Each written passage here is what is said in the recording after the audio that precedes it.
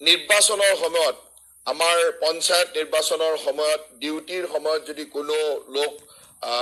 নিহত হয় বা ইনজুৰি হয় নিহত হয় তেওঁলোকৰ নেক্সট অফ কিন তাৰ উত্তৰাধিকাৰীৰ যিটো ব্যৱস্থা সেইটো আমাৰ পঞ্চায়ত ইলেকশ্যনসমূহত নাছিলে গতিকে সেই আগৰ অন্য ইলেকশ্যনত যি ধৰণে ব্যৱস্থা থাকে পঞ্চায়ত ইলেকশ্যনতো নিৰ্বাচনৰ সময়ত যদি কাৰোবাৰ এনেকুৱা ধৰণৰ মৃত্যু হয় তেওঁলোকৰ নেক্সট অফ কিন মানে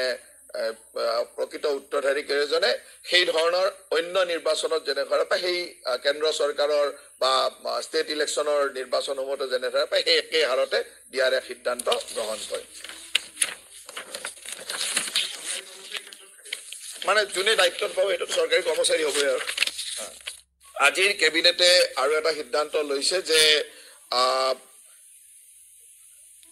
নিৰ্বাচনৰ সময়ত আমাৰ পঞ্চায়ত নিৰ্বাচনৰ সময়ত ডিউটিৰ সময়ত যদি কোনো লোক নিহত হয় বা ইনজুৰি হয় নিহত হয় তেওঁলোকৰ নেক্সট অফ কিন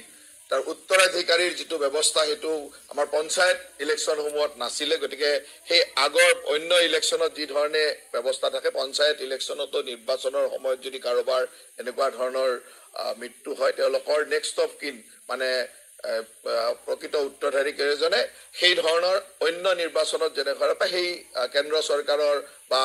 ষ্টেট ইলেকশ্যনৰ নিৰ্বাচনসমূহতো যেনেদৰে পায় সেই একে হাৰতে দিয়াৰ এক সিদ্ধান্ত গ্ৰহণ কৰে